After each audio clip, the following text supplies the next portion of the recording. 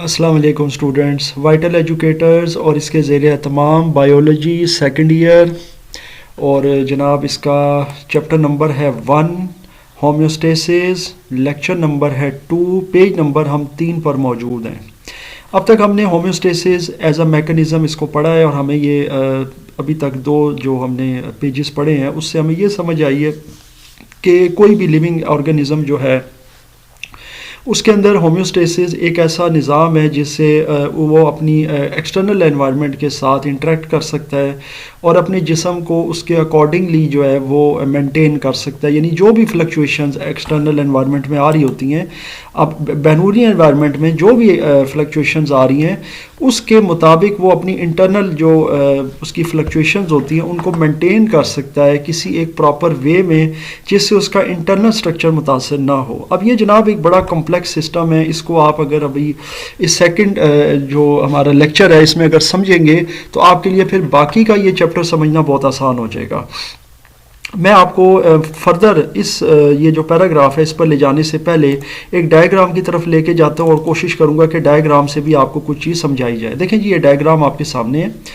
ये एक इंसान के होम्योस्टेसिस डायग्राम को ये जो है यूँ कह ले रिप्रेजेंट कर रहा है। अब पहली बात तो ये है कि आपको याद होगा जो अभी पहला लेक्चर था उसमें मैंने आपको बताया था ऑर्गेनिजम्स का, और उसमें ऑर्गेनिजम्स मैंने कलेक्टिवली बताए, जानवर, पौधे, इंसान भी। अब बात यह है जनाब कि मैंने इस डायग्राम के लिए इंसान का क्यों इंतखाब किया है। देखें, अगर आप होम्योस्टेसिस समझना चाहते हैं ना तो आप इंसान का जो ब्लॉक डायग्राम है उसको समझेंगे, और जब आपको ये समझ आएगा तो आप आसानी से होम्योस्टेसिस समझ सकते हैं, क्योंकि आप भी इंसान हैं, मैं भी इंसान हूँ, और हमारे साथ चूँकि ये चीज़ें होती हैं और हम इससे गुजर रहे होते हैं तो हम इसको बेहतर तरीके से अंडरस्टैंड कर सकते हैं और बयान भी कर सकते हैं। और अगर मैं किसी और ऑर्गेनिज्म का एक सिस्टम आपको बताता हूँ, जैसे फ़र्ज़ करें किसी मैं मरीन जानवर का, यानी कि किसी समंदर के जानवर का मैं बताता हूँ, किसी उड़ने वाले किसी परिंदे के हवाले से बताता हूँ, तो आपको जाहिर है कि चूँकि वो पर्सनल एक्सपीरियंस तो नहीं है तो वह आप उसको ज़्यादा बेहतर अंडरस्टैंड नहीं कर सकते। सबसे पहले हम इंसान का ये जो होम्योस्टेसिस है इसको इस लेक्चर में अच्छी तरह समझ लेते हैं, फिर फर्दर हम इसी लेक्चर में इंशाअल्लाह ताला आगे अपनी जो जाहिर है फर्दर जो रीडिंग है उसकी तरफ जाएंगे। सबसे पहले ये जो डायग्राम आपके सामने है इसके अंदर एक इंसान के 2 एस्पेक्ट्स आपको नज़र आ रहे हैं, एक राइट साइड पर एक लेफ़्ट साइड पर। बॉडी टेम्परेचर फॉल्स और बॉडी टेम्परेचर राइजेस। इसमें से मैं आपको राइट और लेफ़्ट साइड दोनों एक एक करके एक्सप्लेन करता हूँ और फिर आपको समझ आ जाएगा कि ये होम्योस्टेसिस किस तरह हमारी लाइफ में काम करता है।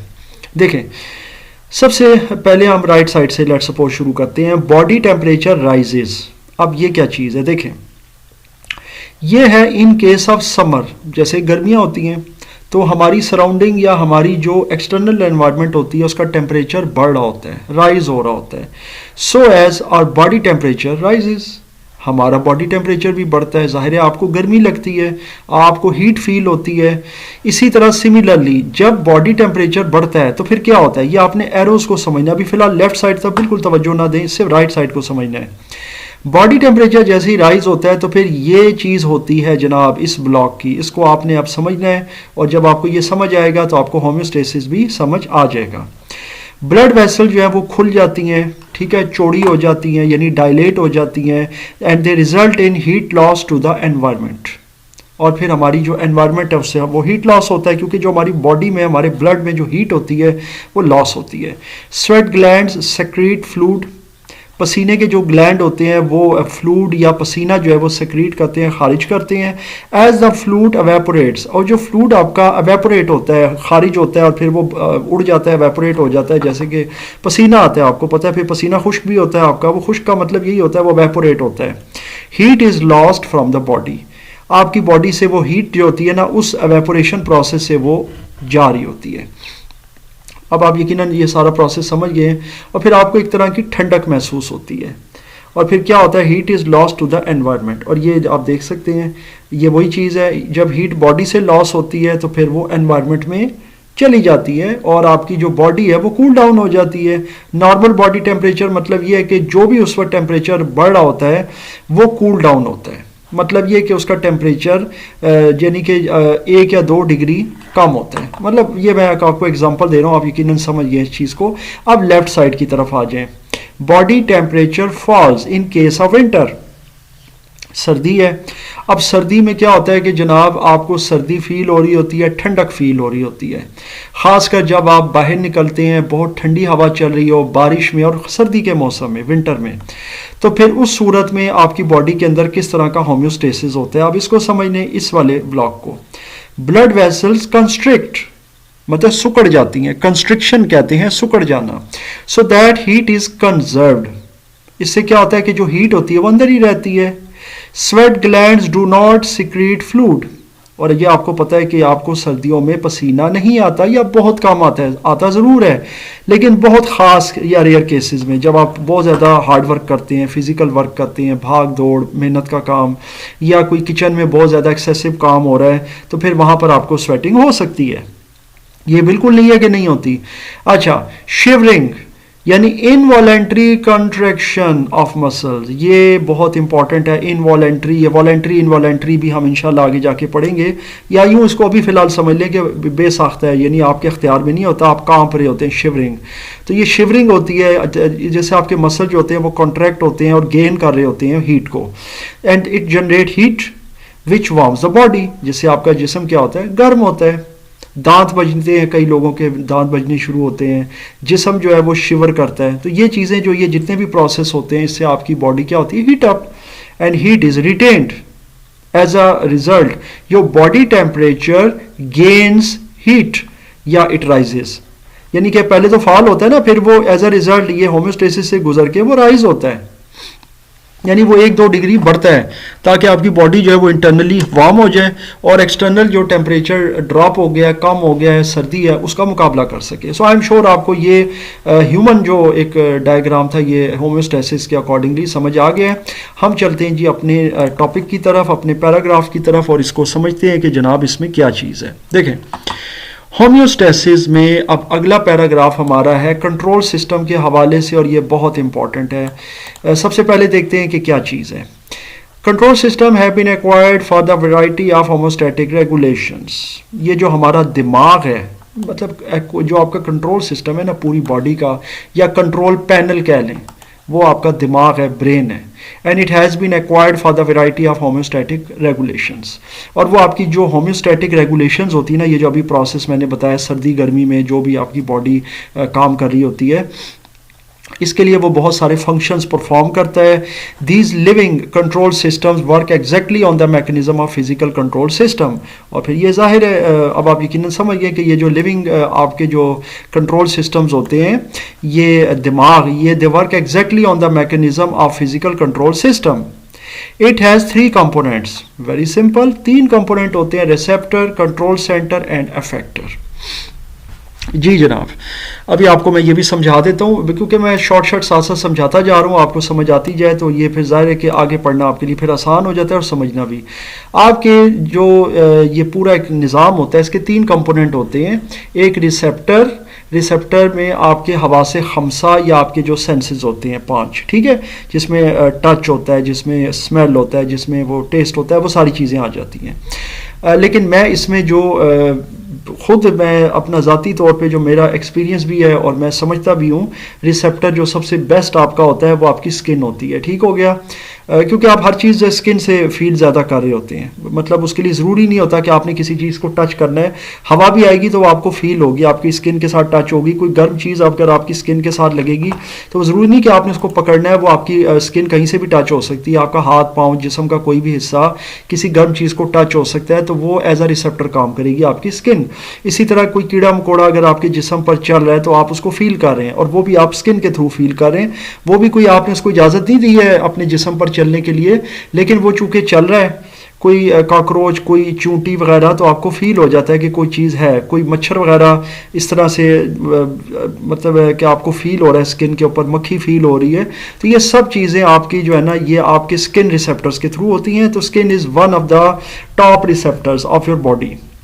मैं कह रहा हूँ one of the top receptor, मैं ये नहीं कह रहा वन एंड ओनली, मतलब वो तो 5 होते हैं ना, हवा से खमसा, मतलब 5। कंट्रोल सेंटर, ब्रेन और अफेक्टर। अफेक्टर क्या होता है जनाब? अफेक्टर वो होता है जो ये सारे सिग्नल लेके फिर आगे चलता है, क्योंकि ये तो सिर्फ रिसीव कर रही है ना, इसने रिसीव कर लिया है, ठीक हो गया। कंट्रोल सेंटर का काम तो प्रोसेस करना है ना। कंट्रोल सेंटर जो कंट्रोल सेंटर है यानी ब्रेन है या कंट्रोल पैनल कह लें, वो रिसेप्टर से रिसीव करेगा और फिर आगे उसने उसको प्रोसेस करना है और फिर उसके मुताबिक जो भी फैसले उसने ब्रेन ने करने हैं वो उसका काम है। अफेक्टर जो होता है ना, उसके अंदर आपकी ब्लड वेसल्स भी आ जाती हैं, स्वेट के ग्लैंड्स भी आ जाते हैं, ये सब चीज़ें आ जाती हैं, ये अफेक्टर्स होते हैं। मिसाल के तौर पर अगर आपको एकदम बहुत ज़्यादा गर्मी फील हुई, आपकी स्वेटिंग शुरू हो जाएगी, टेम्परेचर बॉडी टेम्परेचर ड्रॉप हो रहा है, बीपी लो बीपी हाई, बहुत सारी चीज़ें होती हैं। आपका हार्ट बीट तेज़, हार्ट बीट रिलैक्स हो जाती है, रिलैक्स मोड पे भी आ जाती है। सो बहुत सारी चीज़ें, तो they all come in affectors. आगे चलते हैं। In a physical control system, for example temperature control system, there is a sensor जिसको हम क्या कहते हैं, thermometer, that monitors temperature change from a set point and signals to control centre to take action by switching on heater और cooling units to response obviously to drop or rise the temperature according to the set point या as compared to set point। ये खैर ये सारी चीज़ मैं अभी आपको बता चुका हूँ कि आपकी बॉडी के अंदर, मैं अगेन ह्यूमन बॉडी की मिसाल ही ले रहा हूँ, इसमें खुद साख्ता थर्मोमीटर होता है जिसे टेम्परेचर सेंसर कहते हैं। और ये थर्मोमीटर का तो आपको वैसे भी पता है, जिसे अक्सर लोग गलत प्रोनाउंस करते हैं, थर्मामीटर पढ़ते हैं, ये एक्चुअली थर्मोमीटर होता है और इससे बुखार वगैरह चेक किया जाता है। ये एक डिवाइस होती है, आपको पता ही है, जिसके अंदर पारा होता है, मरकरी होती है। बहरहाल वो आपकी बॉडी के अंदर एक सेंसर होता है जिसे आप थर्मोमीटर कहते हैं, और वो अल्लाह ताला ने एक ऐसा सिस्टम रख दिया है जिसके ज़रिए वो पूरी रेगुलेशन होती है और आपके दिमाग को सिग्नल भेजे जाते हैं, हाँ भाई अब आपने कूल करना है, बॉडी को हीट करना है, क्या करना है, वो भी मैं सारा डिस्कस कर चुका हूँ। Similar to it, in living system, there is a set point in temperature regulated endothermic animals। ये जनाब आ गया, इसको समझ लेते हैं कि यही चीज़ आपके एंडोथर्मिक एनिमल्स में भी होती है जो उनके टेम्परेचर को रेगुलेट करती है। एंडोथर्मिक में अभी बता चुका हूँ कि वार्म ब्लडेड एनिमल्स को कहते हैं जनाब वो एनिमल्स जो कि अपनी बॉडी का टेम्परेचर रेगुलेट कर सकते हैं as compare to their outer, या जो भी उनकी एक्सटर्नल एनवायरनमेंट होती है, जिसमें इंसान, डॉग्स, डॉल्फिन्स और मतलब लायंस और ये मरीन एनिमल्स वगैरह भी कुछ आ जाती हैं, ये चीज़ें आ जाती हैं। ठीक हो गया। द रिसेप्टर्स, जो आपके रिसेप्टर्स होते हैं, अभी मैंने बताया था कि जैसे skin is one of the big receptors, यानी इसको हम सेंसर भी कहते हैं। दे डिटेक्ट टेम्परेचर चेंज, जाहिर है टेम्परेचर चेंज को डिटेक्ट करते हैं। जैसे अभी मुझे अगर गर्मी फील हो रही है या मुझे सर्दी फील हो रही है तो मैं मोस्टली जो है उसको फील करूँगा, तो मुझे कहीं ना कहीं से तो फील होगी, तो वो जो मैं फील करूँगा वो मुझे सेंसर के ज़रिए फील हो रही है। फॉर एग्ज़ाम्पल इंक्रीज, जैसे भी इंक्रीज हो रही है, and signal to control center for action of cooling system and vice versa. फिर वो दिमाग उसके हिसाब से फैसला करेगा, हाँ जी भाई मैंने इसको कूल करना है बॉडी को, या अगर टेम्परेचर ड्रॉप हो रहा है बाहर का तो फिर उसके अकॉर्डिंगली मैंने उसके कंपैरिजन में यानी अपनी बॉडी को हीटअप करना है, तो वो उसका काम होता है। डिटेक्शन एंड ये सारी चीज़ें आ जाती हैं। अच्छा जी, अब ये थोड़ा और आगे चलते हैं। इन दीज, इसको लाइन को मैंने इसीलिए छोड़ दिया, ये वही चीज़ है। In these processes there is an inverse effectors response to the change in an external environment, as there is generally cooling effectors response to warm sensing in external environment, thus are terms as negative feedback। very simple, ये वही चीज़ है जो मैंने अभी तक आपको सारी समझाई है कि जनाब ये जितने भी फीडबैक होते हैं ये ऑपोजिट हो जाते हैं, यानी कि आप जिस तरह की जो भी एक्सटर्नल एनवायरनमेंट में एग्जिस्ट कर रहे हैं उसके मुताबिक आप अपनी बॉडी को कूल या हीट कर सकते हैं। यही इसके हवाले से आपके सामने 15.1 का फिगर है, ये आप देख सकते हैं। इसके अंदर एक सेल है और उसकी डिफरेंट फ्लक्चुएशंस है। इंट्रा सेलुलर इन्वायरमेंट है, उसमें इसका कंट्रोल सिस्टम जो है यानी ब्रेन किस तरीके से उस पर काम कर रहा है, और फिर उसके अंदर किस तरह से वो जो है ना ज़ाहिर एक्सटर्नल एनवायरनमेंट की जो भी फ्लक्चुएशंस आ रही हैं टेम्परेचर में, प्रेशर में, एयर वगैरह, तो उन चीज़ों को वो किस तरह से वो देख रहा है। फिर एक्स्ट्रा सेलुलर एनवायरनमेंट में वो कैसे काम हो रहा है, किस तरह से वो चीज़ें सारी आ रही हैं। सेल जो होते हैं वो कई दफ़ा श्रिंक करते हैं, कई दफ़ा वो स्वेल कर जाते हैं, कई दफ़ा वो नहीं कुछ करते, वो रिमेन द सेम। ये अभी आगे जाकर हम इंशाल्लाह पढ़ेंगे। आज़मो रेगुलेशन में आ जाते हैं, अभी इसको देखते हैं आज़मो रेगुलेशन क्या चीज़ है। पहली बात तो ये कि आज़मो जो है ना ये जो वर्ड है ये रिलेट करता है वाटर मूवमेंट से, ठीक है। तो आज़मो रेगुलेशन का मतलब होता है the regulation of water movement, यानी पानी की जो मूवमेंट होती है हमारी बॉडी के अंदर, या किसी भी लिविंग ऑर्गेनिज्म में। मैं तो एज अ होल बात कर रहा हूँ लिविंग ऑर्गेनिज्म में, लेकिन मैं एग्जांपल जो है वो इंसान की ही दूंगा, क्योंकि फिर तभी आपको सही समझ आएगी। तो हमारी बॉडी के अंदर किस तरह पानी की जो मूवमेंट है वो ज़हूर पजीर होती है, कैसे वो रेगुलेट होता है हमारी जिस्म में पानी की मूवमेंट का काम, ऑब्वियसली सेक्रीशंस वगैरह, इनटेक कैसे होती है, सारे मामलात, इसे हम कहते हैं आज़मो रेगुलेशन। सबसे पहले देखते हैं वाटर रिलेशन ऑफ सेल। ये थोड़े से कुछ वर्ड्स जो है ना वो थोड़े से इनके कुछ मेरे ख्याल से पार्टेड से किए हुए, ये रिलेशन होगा शायद, I think. So water is the solvent of the solutes in the cell. Simple.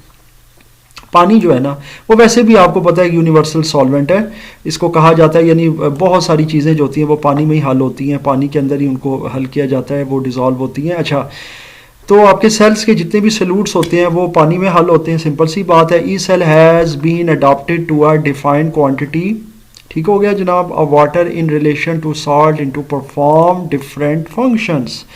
कोई भी सेल जो होता है ना जनाब वो मुख्तलिफ तरह के जो फंक्शंस परफॉर्म करता है, उसके जो ज़र है उसके जो रिलेशनशिप होता है साल्ट्स के साथ, तो वो सारे काम वाटर की मौजूदगी में ही होते हैं, वाटर की एग्जिस्टेंस में होते हैं। Homeostatic mechanism generally maintain this concentration, और ये जो कॉन्सेंट्रेशन होती है ना पानी और साल्ट की, ये कौन मेंटेन रखता है? ये जनाब आपका होम्योस्टैटिक मेंटेन रखता है।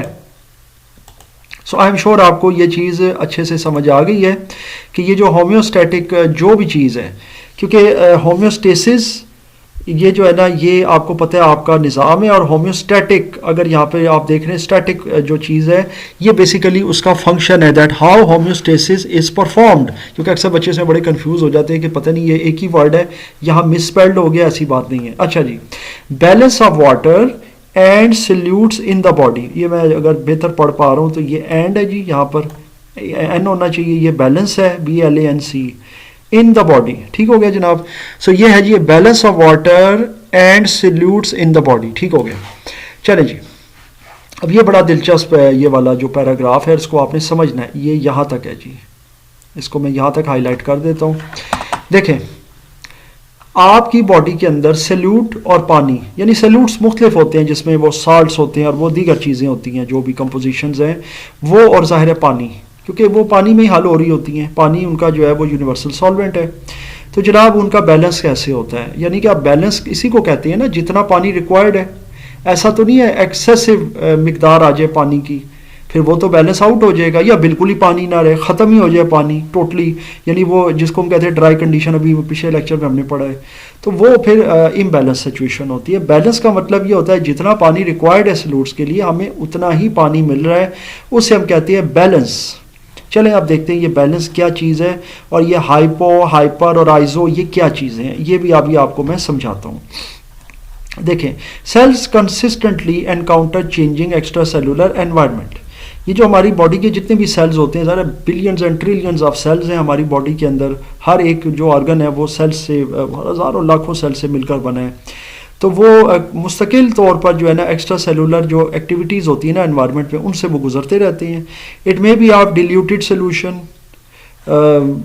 यानी कि डिल्यूटेड सोल्यूशन हो जाते हैं, यानी जो पानी में हल होते हैं, यानी पानी मिले हुए जिनको हम कहते हैं solution, compare to the cell concentration, जो सेल की कॉन्सेंट्रेशन से अगर हम उसको कंपेयर करें, thus designated as hypotonic environment. Hypertonic environment, अब ये जो चीज़ है इसको अगर हम समझ लें तो कि ये क्या चीज़ है।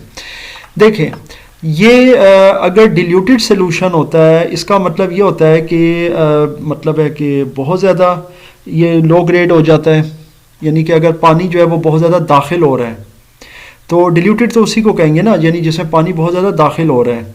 तो पानी दाखिल होने की वजह से जो सेल होता है वो फैलेगा, फूलेगा, तो उसे हम हाइपोटोनिक सिचुएशन कहेंगे, यानी कि उसको हम डेजिग्नेट करते हैं एज हाइपोटोनिक एनवायरनमेंट या situation.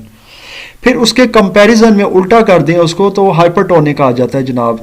The more concentrated external environment is termed as hypertonic, यानी इसमें जो सेल होता है ना उसका पानी जो होता है वो एक्स्ट्रा जो है ना सेलुलर जाता है, यानी वो बाहर की तरफ जाता है, उससे निकलता है, जिसके नतीजे में सेल जो है वो सिकुड़ना शुरू होता है। यकीनन आप समझ गए होंगे, उसमें लो जो है ना वो सल्यूट नहीं होता बल्कि हाई सल्यूट होता है, और जो सॉल्वेंट है वो कम हो जाता है। यकीनन आप समझ गए, इसमें सॉल्वेंट ज़्यादा होता है। अच्छा, and that resembles to internal solution is the isotonic. और फिर आइसोटोनिक जो होता है वो एक ऐसी सिचुएशन होती है जिसमें बैलेंस होता है, ना तो सेल जो होता है वो श्रिंक हो रहा होता है, ना ही सेल जो है टर्जिड हो रहा होता है। अभी आपको हो सकता है ये बहुत अच्छे से समझ चीज़ ना आई हो, लेकिन ये कि इसको प्रॉपर एक डायग्राम के साथ आपके साथ नेक्स्ट लेक्चर में मैं इंशाल्लाह डिस्कस करूंगा, फिर आपको ज़्यादा बेहतर समझ आ जाएगी। Hypo, hyper and iso.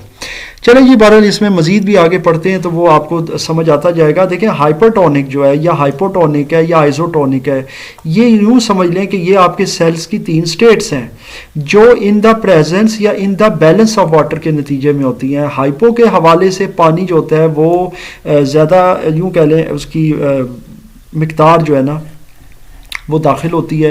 Hyper के अंदर ये होता है कि जनाब वो मिकदार निकल रही होती है, यानी वो कम हो रहा होता है, डिहाइड्रेट हो रहा होता है। और आइसोटोनिक में जो है वो बैलेंस होता है। अब इसी को पढ़ लेते हैं, समझ लेते हैं आगे। The hypotonic environment osmotically causes entry of water into the cell. अब आप यकीनन समझ गए हैं कि सेल जो है वो इंट्रा, यानी कि आपका जो वाटर है वो इंट्रा सेलुलर दाखिल हो रहा है। इंट्रा सेलुलर का मतलब है सेल के अंदर। And renders the cell solution diluted, और उसके जो सेल के सोल्यूशंस होते हैं यानी जो उसके मिनरल्स होते हैं ना, उनको वो बहुत ज़्यादा पतला कर देता है। डिल्यूट का मतलब होता है पतला कर देना। इसके नतीजे में जो सेल होता है ना ये टर्जिड हो जाता है। ये देखें, ये मैंने अभी जो टर्म यूज़ की थी, फूल जाता है, स्वेल हो जाता है। स्वेलिंग को कहते हैं टर्जिड हो जाना। अब स्वेलिंग तो आपको यकीनन पता है, अक्सर औकात कहीं चोट वगैरह लगती है तो वो जगह स्वेल कर जाती है, सूज जाती है। तो सेल जब सूजता है ना कोई सेल, अब सेल तो आपको पता है बहुत माइक्रो सी चीज़ है ना, वो इतनी कोई बड़ी चीज़ तो नहीं। तो सेल के सूजने को टर्जिड होना कहते हैं, यानी कि वो पानी की ज़ाहिर है कि ज़्यादा कॉन्सेंट्रेशन की वजह से।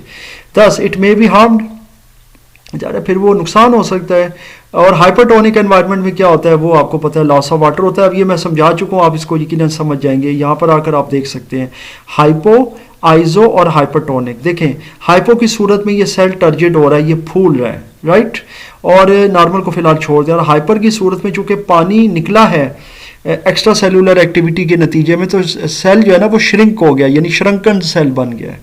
आइजो के अंदर नॉर्मल है जी, ठीक हो गया। आगे चलते हैं।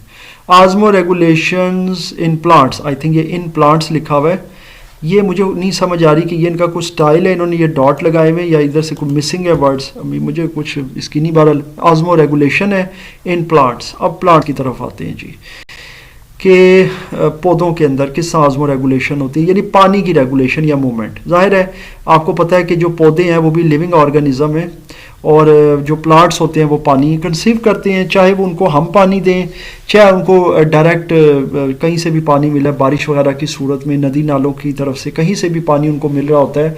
तो वो पानी का जो पूरा सिस्टम होता है उनकी जड़ों से तनों तक और फिर उनके सिरों तक और फिर पत्तों तक, तो वो सारा आजमो रेगुलेशन जो प्रोसेस होता है उसको इंशाल्लाह ताला भी हम डिस्कस करेंगे। देखिए, plants are distributed in different habitats of aquatic, moderate and severely dry terrestrial nature. ये चीज़ जो है ना इंपॉर्टेंट है कि जो प्लांट्स होते हैं ना ये मुख्तलिफ तरह की एक्वेटिक या मॉडरेट या सिविली ड्राई जो है ना मुख्तलिफ हैबिटेट्स में होते हैं। हैबिटेट का मतलब होता है मुख्तलिफ तरह के एनवायरनमेंट में होते हैं। इसमें एक्वेटिक जो है इसका मतलब है बहुत ज़्यादा पानी में या बिल्कुल पानी में। एक्वेटिक वो एनवायरनमेंट होती है जो बहुत ज़्यादा पानी जहाँ पर होता है या बिल्कुल पानी होता है, जैसे समंदर। इसी तरह मॉडरेट, जैसे ये हमारे लैंड्स वगैरह हैं, हम गमलों में भी पौधे लगाते हैं, खेतों वगैरह में जैसा फसलें होती हैं और इस तरह पौधे होते हैं, दरख्त होते हैं, वो मॉडरेट एनवायरनमेंट होती है। यानी कि ये नहीं होता कि वहाँ पानी की ज़्यादती होती है, वो तो फिर फ्लडिंग हो जाती है ना पानी की ज़्यादती की सूरत में। या बिल्कुल ड्राई भी नहीं होता कि वो बिल्कुल खुश्क साली हो, पानी उनको मिलता रहता है, चाहे उनको इरीगेशन के ज़रिए हम पानी दें, जिस तरह भी पानी उनको मिले। या फिर सिविली ड्राई कंडीशंस, यानी कि किसी सहरा वगैरह में ये जो आम आपको पता है, आपको डेजर्ट्स वगैरह जहाँ पर बहुत कम बारिश होती है, उसे हम ड्राई टेरेस्ट्रियल नेचर भी कहते हैं। तो ये इस तरह के एनवायरनमेंट्स में जो प्लांट्स होते हैं ना उनको हम डिस्ट्रीब्यूट कर सकते हैं। Thus termed as hydrophytes, mesophytes and xerophytes respectively. अब आप यकीनन समझ गए होंगे, हाइड्रोफाइट्स, मेसोफाइट और ज़ेरोफाइट को इन्हीं तीनों में आप फिट कर दें।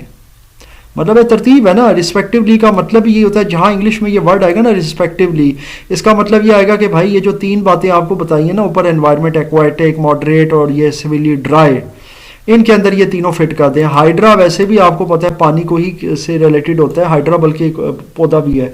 तो hydrophytes they are in generally aquatic form, mesophytes moderate, और फिर xerophytes they are in severe dry conditions. चलें जी, पहले हाइड्रोफाइट्स देख लेते हैं। They have the adaptations to remove the flooding of its cell in fresh water. इनके अंदर एक ऐसा सिस्टम होता है, क्योंकि होते ही पानी में ना बहुत से आपने प्लांट देखे होंगे, बल्कि आप अपने घरों में भी कई ऐसे प्लांट लगाते हैं जो आप पानी की बोतलों के अंदर रखते हैं, जिसमें से पानी होता है और उसमें मिट्टी या कोई चीज़ नहीं होती। बहरहाल हाइड्रोफाइट्स वो पौधे हैं, वो प्लांट्स हैं जो कि उनके अंदर एक ऐसा मैकेनिज्म होता है कि वो एक्सेसिव पानी जो है वो निकाल देते हैं। In this type the surface area of leave is very large to transpire water excessively. और इस तरह के जो पौधे होते हैं उनका सर्विस एरिया बहुत बड़ा होता है, यानी इनके जो लीव्स होते हैं ना, इनके पत्तों के, वो बहुत चौड़े होते हैं पत्ते, जिसकी वजह से वो वाटर ट्रांसपायरेशन ज़्यादा करते हैं। Extensive stomata are present on the upper surface, और उनके जो पत्तों के ऊपर का जो हिस्सा होता है ना, उसमें बहुत ज़्यादा स्टोमेटा पाया जाता है। ये स्टोमेटा आप आगे जाके पढ़ेंगे, वैसे 9th में भी पढ़ चुके हैं। सो जनाब, ये फिर क्या होता है कि ये पानी इनका निकल जाता है। अभी ये फिगर आएगा या शायद आ गया, अभी आने वाला है, लेकिन यहाँ पर कोई फिगर नहीं इन्होंने दिया हुआ। चलें, अगर नहीं है तो मैं आपके साथ फिगर जो है इंशाल्लाह अलग से शेयर कर लूँगा। मेसोफाइट वो हैं जनाब जो मॉडरेट एनवायरनमेंट्स में होते हैं, आपको पता ही है, जिसमें सफिशेंट पानी की सप्लाई होती है। और मतलब अगर इसमें यह होता है कि अगर बहुत ज़्यादा पानी की इनको दिया जाए तो फिर वो स्टोमेटा जो है वो निकल जाता है उसकी वजह से। और अगर रिस्ट्रिक्टेड पावर जो पानी की सप्लाई हो, ठीक है ना, यानी बहुत कम हो, तो स्टोमेटा क्लोज हो जाता है, जिससे वो पानी को अपने अंदर जो है वो रख लेता है कि भाई कुछ अरसे के लिए उसके अंदर वो रहे, ताकि पौधे की पानी की ज़रूरत पूरी होती रहे और पानी की ट्रांसपायरेशन कम हो। मतलब है कि ये बड़ा आसान है। इसमें ब्रेसिका है, रोज़ है, मैंगो, बहुत सारी चीज़ें हैं, ये सब बहुत आसान है। ये ब्रेसिका जो है ना, कंपेस्ट्रिस, और ये बहुत सारे साइंटिफिक नेम्स हैं, इंशाल्लाह मैं आपके साथ आगे जाके बायो के शेयर करूँगा। फिर ज़ेरोफाइट्स हैं जी, और उनकी अडाप्टेशन जो होती है ना, वो बहुत ड्राई कंडीशंस में होती हैं, जिसमें रिड्यूस्ड रेट ऑफ ट्रांसपायरेशन होता है, यानी उसमें पानी तो होता ही नहीं ना, बहुत ज़्यादा ड्राई कंडीशंस होती हैं, तो फिर उसमें ट्रांसपायरेशन रेट नहीं होता। तो many xerophytes possess small thick leaves, इनके बहुत छोटे और बहुत मोटे थिक लीव्स होते हैं, जिसकी वजह से ये पानी का लॉस बहुत लिमिटेड कर देते हैं। And they reduce surface area proportional to the volume, और फिर जाहिर है उसी वॉल्यूम के लिहाज से वो जो सरफेस एरिया होता है उसको छोटा कर देते हैं। देयर कक्टाइल इज थिक, उनकी कक्टाइल जो होती है बड़ी थिक होती है, वैक्सी होती है, गोंद की तरह होती है, एंड लेदरी होती है, ठीक है। Stomata are on lower surface, और उनका जो स्टोमेटा होता है वो नीचे की तरफ होता है पत्तों के, एंड लोकेटेड इन डिप्रेशन, और उनके नीचे झुकाव की तरफ होता है, यानी कि आप यूँ कह लें कि ऊपर की तरफ नहीं होता, डिप्रेशन की तरफ होता है, एलिवेशन की तरफ नहीं होता। सम एज कैक्टाई, ये जो कैक्टस वगैरह पौधे होते हैं ये बहुत ज़्यादा आपने भी शायद देखे हो, लेकिन मे भी अभी आपको हो सकता है कि कैक्टस की समझ ना आए। मैं आपके साथ तस्वीर भी इंशाल्लाह नेक्स्ट वीडियो में शेयर कर लूँगा, तो वो आपको ये चीज़ें समझ आ जाएगी। ड्यूरिंग द ड्राइड, ये जो बहुत ही ड्राई सीजन होता है जैसे ये डेजर्ट्स वगैरह में, तो they shed their leaves to restrict transpiration completely, फिर उनके पत्ते भी गिर जाते हैं, जिसकी वजह से उनकी ट्रांसपायरेशन मुकम्मल तौर पर जो है वो ख़त्म या रुक जाती है, जिसकी वजह से जो स्टेम्स होती हैं दे आर फोटोसिंथेटिक ऑर्गन्स। और वो जाहिर है कि उसमें रेनी सीजन में ये होता है कि stem store water for use in dry conditions. So जनाब, ये हमारा था आज का लेक्चर, और हम थे अभी तक पेज नंबर 6 तक। इंशाल्लाह नेक्स्ट लेक्चर में हम पेज नंबर 7 से शुरू करेंगे। अब तक आपने जितना भी पढ़ा है इसमें कोई क्वेश्चन या कन्फ्यूजन हो तो मुझसे ज़रूर शेयर कीजिएगा।